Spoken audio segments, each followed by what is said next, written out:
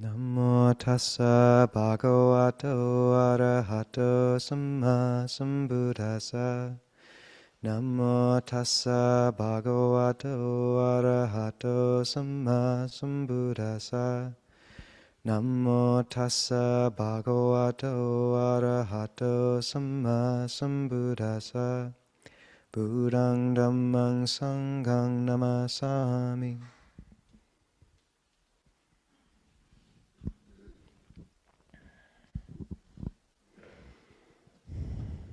So the word faith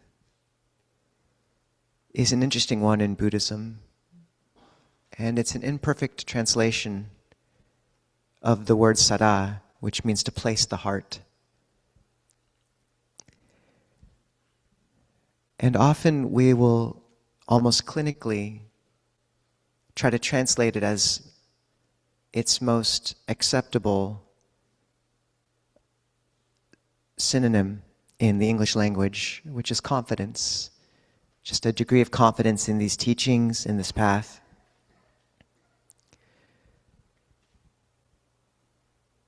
And yet it can become much more in people. It can grow into something that feels like genuine love. And I feel like that is what you touch when you recollect these great teachers. There's monastics who, when they recollected Longpo Cha, would just, tears would be rolling down their face in the middle of meditation. And it's important to touch that part of our heart that loves. People can look at monastics and wonder if we've given up love. But for me, the most pure love I've ever felt was towards these teachers who I just felt a luminosity of spirit and selflessness with. My parents are great too. But there is a place also for understanding sada as confidence, because we had one monk who, his father was not happy about him becoming a monastic and said, look, I just don't like organized religion. And Longpo Siripanyo said, it's okay, there's nothing organized about Thai Buddhism. It's very organic. It's a beautiful ecosystem, but it's very organic. I say that with utter love for that system, and it's the one I grew up in. But the other problematic term there is religion, because Buddhism does not fit into what we have thought of as religion in the West for so long. I have great love for the Abrahamic faiths, and they have great praxis in them, and yet a large portion of the texts in those doctrines are systems of belief. And often they'll rest on a binary of belief. Either you accept someone as your savior or you do not. I think this is embodied in them being referred to as the great faiths. But Buddhism is perhaps better classed as an education system. If you look through the Pali Canon, the words of the Buddha, the vast majority, there are belief structures, but the vast majority of his words are praxis. How do you train your mind to see clearly, to give up grasping, to become selfless? And many of you will know the discourse where he's sitting in the sal grove and says, monks, what is more, the leaves in my hand, and he picks up a handful of leaves, or the leaves in this forest? And I think they're feeling pretty sure about this one. So they say, Lord, the leaves in your hand are few, the leaves in the forest are many. And he says, even so, what I have experienced through direct knowledge is like the leaves in this entire forest, but what I teach is just this one thing. And then he says two things, suffering and the end of suffering. But they are kind of one thing, suffering and the end of suffering. This is what the Buddha gave us. And it's beautiful because this handful of leaves, there's such restraint in this being what he handed us through the ages, where there is great depth and breadth to these teachings, and there are elements of cosmology, and more. But the handful of leaves he passed to us was so focused on how we bring the heart to peace and stop hurting ourselves and others. And so the measure of faith that he asks of us was that of a working hypothesis. Can we trust these words enough to try? To try meditating every day, to try giving up unwholesome action and see what happens. And as far as you want to take that experiment is up to you. But there's a gentleness in that. You're not asked to believe something wholeheartedly right off the bat, but rather, if you have inspiration and trust enough to practice, then this path will lead you to direct knowledge.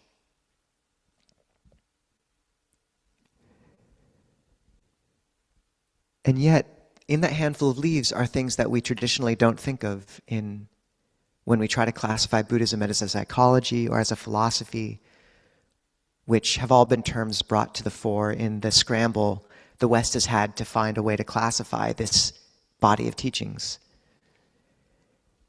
The Buddha does teach about unseen realms. He talks about rebirth. He talks about angels. And yet, in Buddhist thought, the conditions we come into contact with every day are dictated by the law of conditionality, various conditions shifting, interacting, giving rise to the vortex of change that we encounter through the sense world and in our own internal experience. And this is a chaotic system, and one feature mathematically of chaotic systems is what's called scale invariance, where a pattern that plays out on a small level will often play out on various scales of size and breadth. And this is beautiful because what it means is the teachings on the states of birth, on the different realms, on all this, we can really approach them, if we wish, as similes for the mind, as ways of touching and understanding the levels of refinement or lack of in our own hearts. And for my last talk, I spoke about the Anapanasati Sutta, a very detailed, analytical ladder towards calm. But there's a whole nother strata of language that touches the Jungian substrate of the psyche through mythology, image, and it's really fun. The Buddha said it was true, but it's also really fun. Ways of looking at our experience. So those of you who know internal family systems, we have a way more colorful internal family system in Buddhism, filled with devas and demons and all sorts of things. And it's very useful to look at the mind in this way.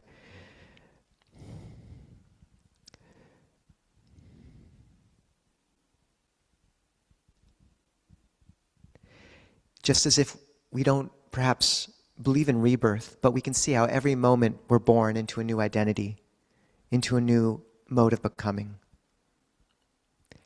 Even so, we take a look at the vista of human experience and just experience the Buddha laid out.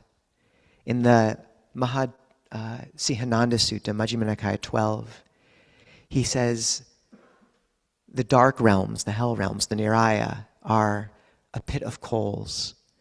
The animal realm is a cesspit. The ghost realm, the realm of hungry pretas, is like a barren tree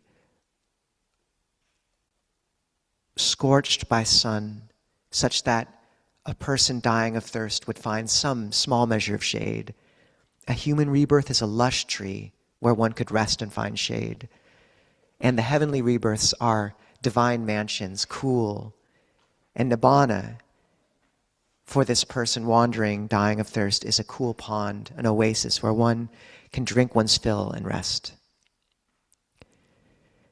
And so to note there that all the other realms are just respites. These are all impermanent and shifting states of being or of mind. And the only end place where one finally drinks, where one finally finds satiation, is nibbana, awakening. There's a commentarial story at the end of the Buddha's journey towards enlightenment, where Mara, sort of the Buddhist embodiment of defilement, confronts the Buddha, and he has his hordes with him, and all the divine beings lament the Buddha will never achieve the apex of becoming anymore when confronted with this adversary. And then the Buddha just touches the ground and calls it to witness, and we realize that the Buddha was never aiming at the apex of becoming. This path aims towards a much more humble and yet transcendent goal of being with reality, truly, and touching something beyond what we know of as conditioned reality.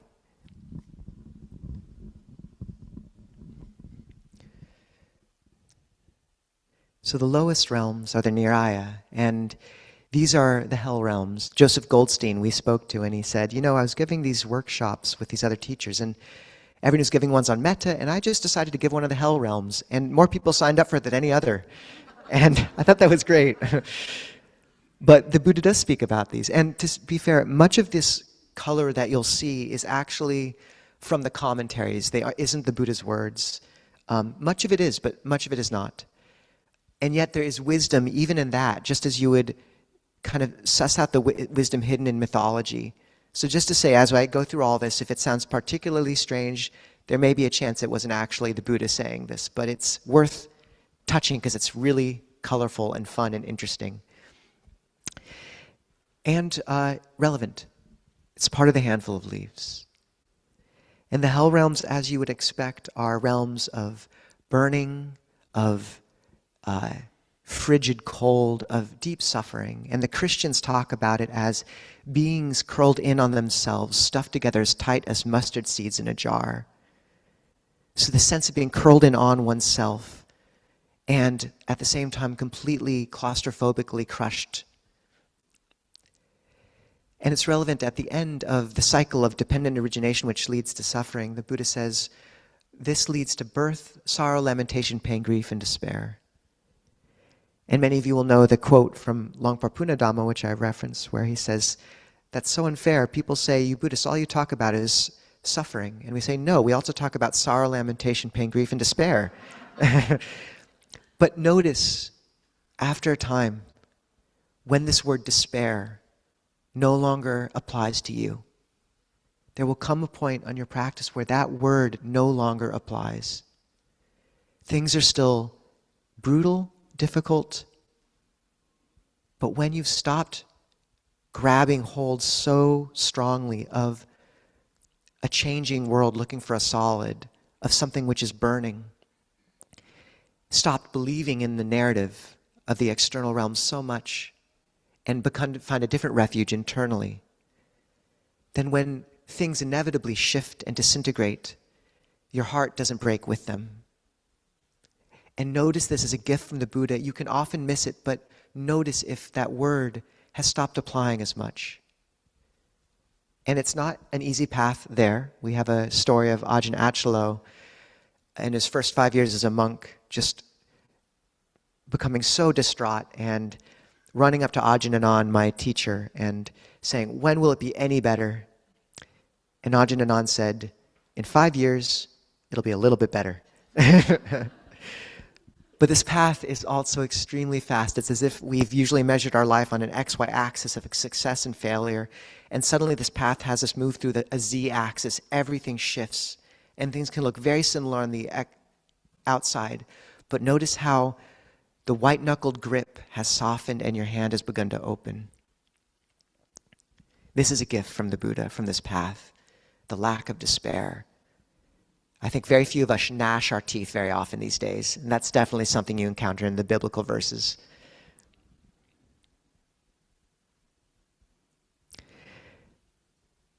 The next realm up is that of the animals.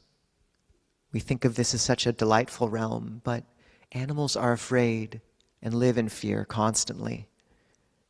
unless you're born in a middle-class household as a dog. There's a Buddhist joke that dogs are set to be reborn as humans next lifetime, so they're really excited. Cats have just been reborn as humans, so they're like, nah, not that interested. But I've also heard it said that if you are very generous but keep bad virtue, you'll be reborn as a dog in an American household. I thought that was quite interesting. But to know that the animal realm is particularly, it's said to be conditioned by scheming for food. Notice that. Notice when you binge or consume in that way, where you really feel yourself kind of tapping into the animal mind state of craving. Lust has the same feeling. Joseph Goldstein talks about asking a teacher of his about lust. And the teacher spoke for about 15 minutes, and then it's in a different language, in Burmese, I think. And then the translator turned to Joseph and said, he says that lust cracks the brain, to summarize. And just to note this myopic view and fixation, and to know that is you tapping into the animal mind state, and to take a step back from that. You can have compassion for those sides of you. Ajahn Nisabho often talks about looking at your different mind states as different breeds of dog. We have our Labradors, our kind of frightened Chihuahuas in the corner. But you don't want to feed that karma. So when you find yourself moving into that space, can you restrain, slow down? One of our teachers said that the sign of a life well lived spiritually is that when you're with others in a monastery or anywhere, you act as if you're alone. And when you're with alone, you act as if you're with others. You have to hold that correctly, but I think you get my gist. The next realm is that of the pretas. Who's heard of the hungry ghosts? Yes. So the Buddha spoke about a state in between where one is still attached enough to this body or something, obsession, where one becomes a hungry ghost. And the classic image many of you will have heard for these are beings with teeny pinprick mouths and gigantic bellies that can never be filled. And there is this aspect of craving. But I think of it more as fixation. The mind that is depressed, where we're so comfortable with a kind of gray closet that we've become accustomed to, that we can rattle around in it and find some measure of comfort. This is a hungry ghost mind state. And to know, one great story I tell about the hungry ghosts is, pretty sure this is just apocryphal, but I really like it, is some monastics traveling through Thailand, and they find an abandoned house to sleep in. And they sleep with all their heads lined up, but all their feet are kind of, because they're different heights, out of order. And there's a hungry ghost in the house, or a ghost, and it gets disturbed by this, and so it spends the evening kind of ordering their feet, pushing them so that all their feet are in order. But then it sees that all their heads are out of order now, so it goes around and pushes all their heads in order. And then it goes back around, and all night. I don't know if the monks woke up from this, although I have had a monk talk about having a ghost pole on his feet when he was sleeping, so who knows. But this obsessive mind state that goes around and around, this is the preta mind state. And there's a very interesting piece of wisdom hidden in the pretas. There's a story of a generous husband married to a stingy wife, and they both die. And the generous husband's reborn as a tree deva, a tree spirit. And the wife is reborn as a hungry ghost. And every day she comes shivering, covered in rags, asking for clothing from him. And every day he tries to feed her and give her clothing, but it turns to red-hot metal when it touches her skin. And then one day, a monastic comes and sits under the tree.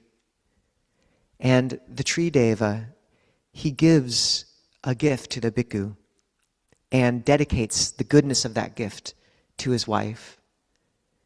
And she suddenly finds herself with clothing and food sated.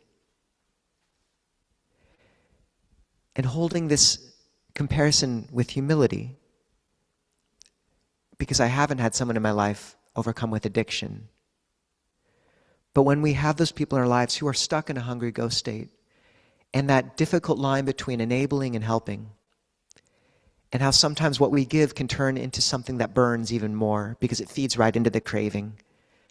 But what does it mean in those situations to see if you can kind of instead dedicate merit, do something good, invite someone along to do something wholesome, and see if that's kind of an oblique way to touch the goodness and invoke it in their hearts.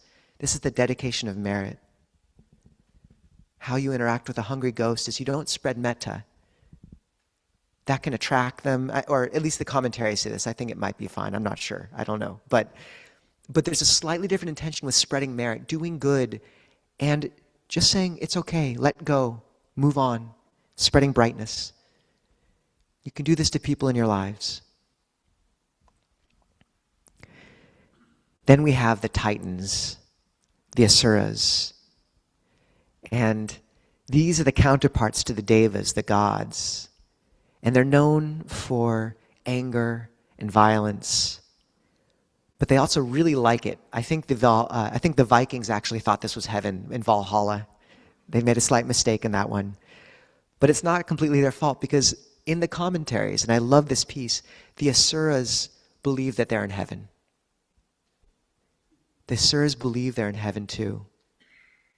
And only once every few hundred years or 1,000 years, when this tree blooms in their grove, do they realize that they're actually no longer in heaven, that they've been kicked out of it by the Devas up above, the equivalent of the Olympians. And then the commentaries say the Asuras rush up the sides of this mountain, Mount Sindaru, basically Mount Olympus, like ants, and do battle. But what does it say about the Asura mind state? That it thinks it's right and righteous. How intoxicating is self-righteous anger? And so to know that the seductiveness of self-righteousness is an Asura mind state, and it burns, and it's based in delusion, and it's very convincing.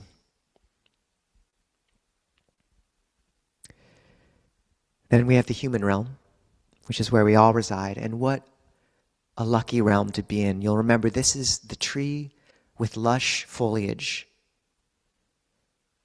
And it's still very difficult.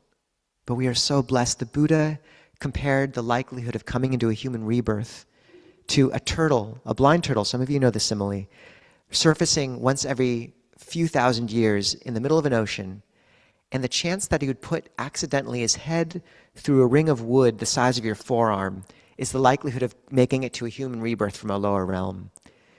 We had a monk friend draw a comic of a little turtle popping its head up, and there's the ring like 5 feet away, and it's like, darn it. The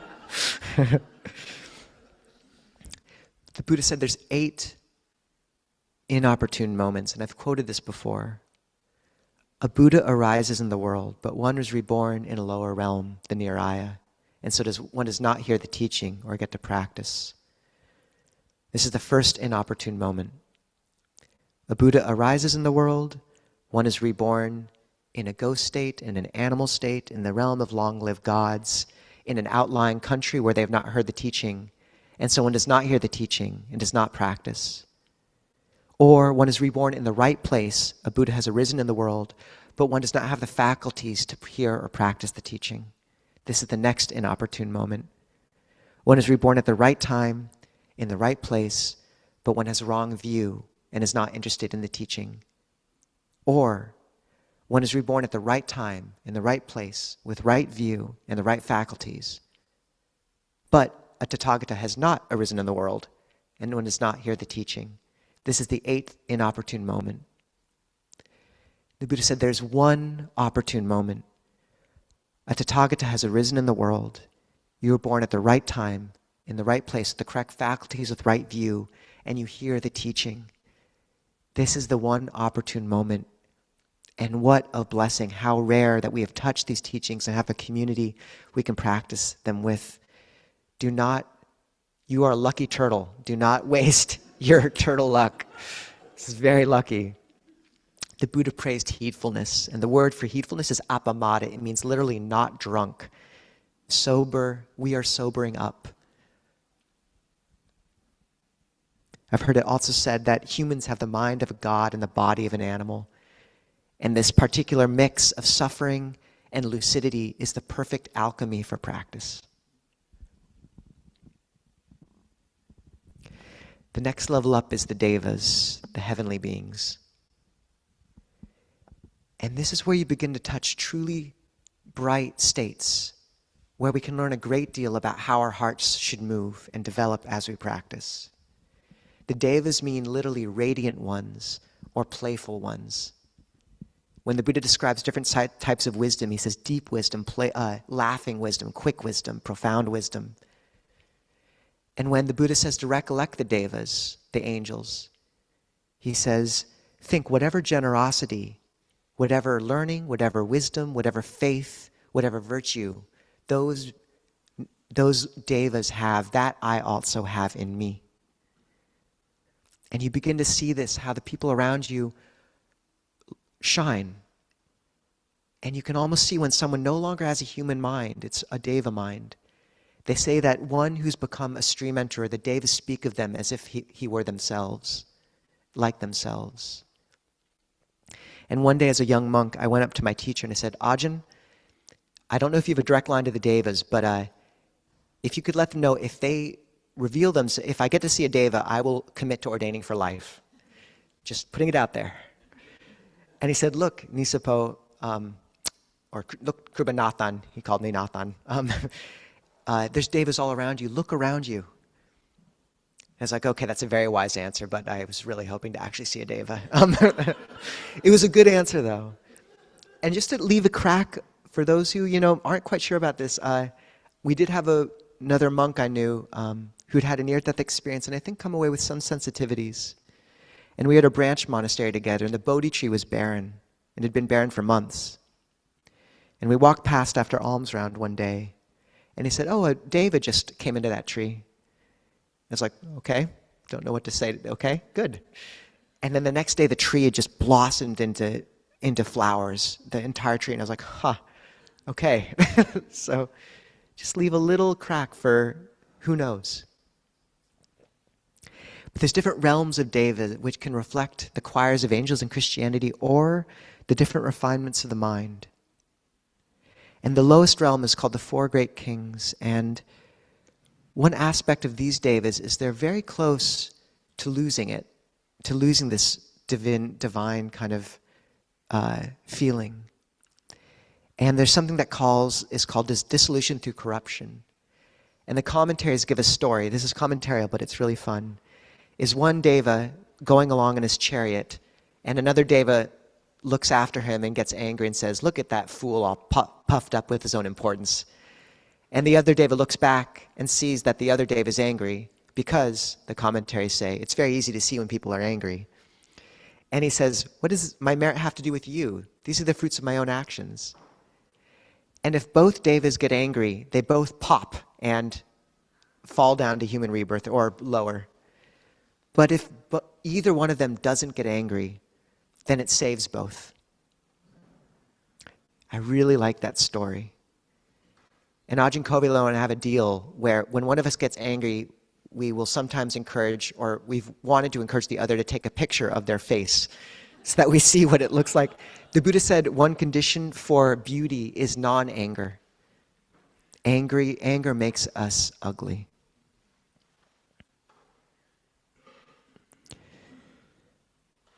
There's realms that move up.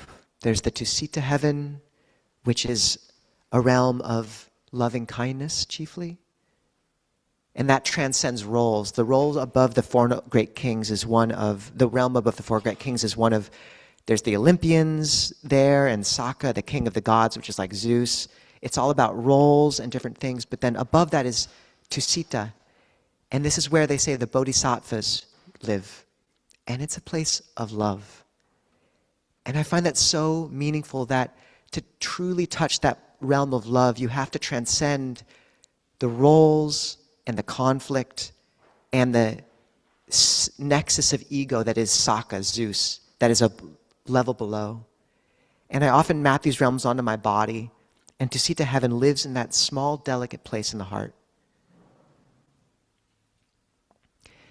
And then going even farther up, the Buddha talks about coming to what he calls the paranimitta vasavati devas. And these are the beings that delight in the creations of others. And what these angels have achieved is whatever they want, it immediately manifests in almost a myopic, hallucinogenic cornucopia of experience. And it's so ironic because they've achieved the apex of the sensual realm. Everything they want is there without the slightest bit of effort. And yet what have they been left with except an existence equivalent to a kind of sensual zombie? There's nothing there except constant satiation of fleeting experience. And yet there's other lessons hidden in this realm too. Because when one begins to get calm, and some of you will have seen this, the mind can begin to, as the conceptual structures dissolve, the mind can begin to move into a flow of color and strange images. And for me, this is almost like you're touching this realm. And to know that in that place, there's also an aspect of surrendering. These devas don't put forth strong intention. And she's running along the side of the prison, looking in, and there's a tableau in each window. She sees in some windows people being tortured horribly, in other windows people partying, having a good time, in others a human birth, in others an animal birth. And the prison just keeps going. And she wants to stop, but then she realizes if she stops, then all these people following her will get lost as well, will go back as well. And so she realizes she can't stop. And the moment she commits to that, the prison ends. And she finds herself in, I love this part, a suburban landscape. And she walks up to this doorway of this nice house and knocks. And a nice wife, a nice mother comes out and says, "Oh, you came from that place. Not many people make it here from there. You have to go back now and help others." And I've never known totally what to make of that landscape and that wife or that mother, how we all interact with that. But to know that the Buddha pointed to an oasis at the end of this path that is beyond all becoming. But in the meantime, the mythology can add kind of a real relevant way of relating to these and seeing what state we're in. So good luck, everyone. Han tamayang tamakatha sadhu karang tadamase. Sadhu, sadhu, sadhu, anumodhami. There's somebody online too with a question. Sandra. First Sandra online and then please, Christine. Sandra? Hey, Ajahn. Let me get this. Hey, Sandra. right Good to here. see you. Good to see you. Hi. I had a couple of questions for you, kind of lumped together. So, I rescue animals, help cats in particular. And I meet a lot of cats that are in bad situations that I can't change, that I can't liberate them from. And it's painful. It's painful work, and I take them with me in my mind, but I can't rescue them all. How can I? Two questions. I sometimes, when I see them, think, is this their karma? Their karma that they're in this situation, and that it's beyond me to do anything about. So that's the first question, and then the other is, it's very painful work emotionally that I want to keep doing, but there's so much bitterness and resentment in the rescue world, and I feel myself getting bitter and resentful at times. How is there a way to apply the teachings so that I can bring goodness kind of with me into the rescue world and sustain my efforts? Thank you, Sandra. Sandra has the particular distinction of being the only person to bring multiple squirrels into our gathering, and it was delightful. um, so, in terms of the conditions that beings find themselves in, likely karma leads us to those states. But where that gets misused is people thinking, and I don't think this is what you're thinking at all, but, therefore, kind of letting that be a doorway to shut compassion off.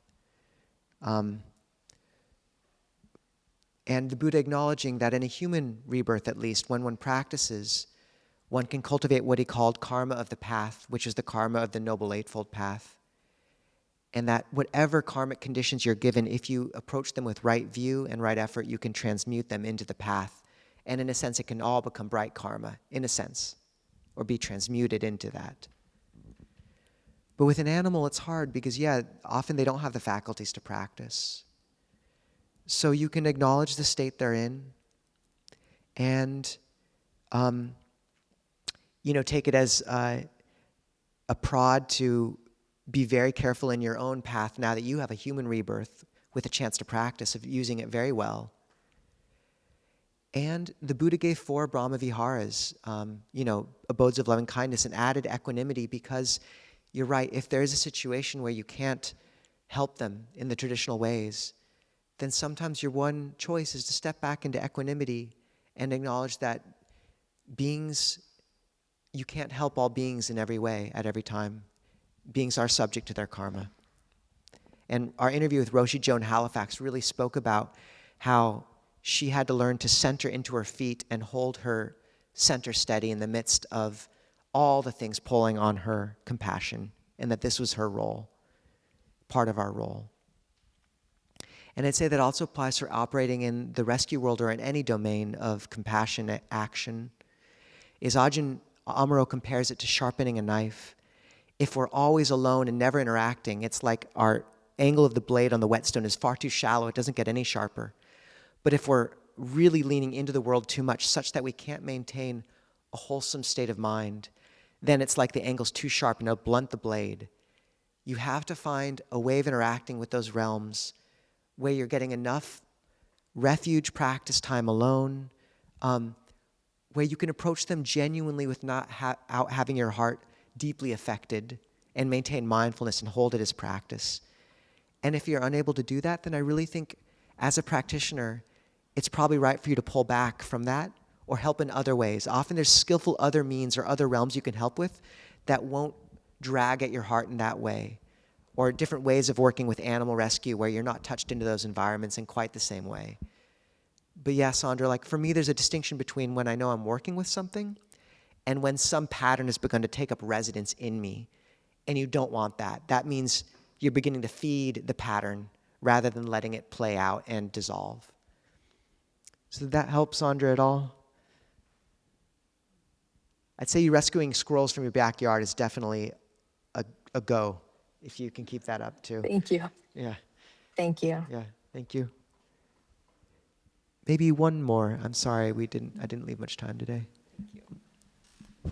Thank you for that discussion on the Bhava Chakra. I studied that from a couple of different perspectives, and like Alan Watts, and then my teacher who's like non-dual Shaiva Tantra and another thing. And so I think I just understood this, so tell me if I'm wrong. So the system, the Bhava Chakra is like the 3 poisons, right? Then the realms, and the 12 links of dependent origination. And each one of those is a system within itself, right? So at the smallest, it's the 3 poisons, which is grasping, aversion, ignorance, and then, right? And then Buddha's outside of it. So you pick one of those systems. Is that fair to say? Yeah, who knows this image that is being referenced here? You'll see it on Tibetan mandalas often. It's like there's Yama, the Lord of Time, or Kala, I believe actually, holding this wheel of 12 links in different realms. And then at the center, there's the 3 defilements which drive it all: greed, hatred, and delusion, represented by a snake, a pig, and something else. I forgot, chicken maybe. rooster, greed, I believe. Yeah, the Buddha gave many different systems for looking at these things, but for me it's one of the things that really brings forth faith is seeing the coherence and how they overlay, and the teachings are holographic. Each one often will hold the others within it. And then, the Buddha's saying when they depict these images, you'll often see a monk kind of flying over each one. He'll be flying over the hell realms or the heaven. And I've always loved that. Like, no matter what realm we're in, if we look up or touch into mindfulness, there is refuge there. No matter how bad things are, it can be used as part of the path. And we had a community member who there was a lottery at our Unitarian church for a spirit reading, and she was the one person who put in a bid, so she got it. And she went to the spirit reader, and the spirit reader spent like 15 minutes trying to figure out her spirit guide, and after a while she's like, I give up, are you Buddhist? and she said, yeah, and the person said, look, most people have like 1 or 2 or 3 spirit guides, but the Buddhists just have Buddha. I really love that. So, yeah. Okay, we do have to wrap up. If people have other questions, we'll have other sessions for more questions, or any Wednesday evening. We have time on Zoom for that.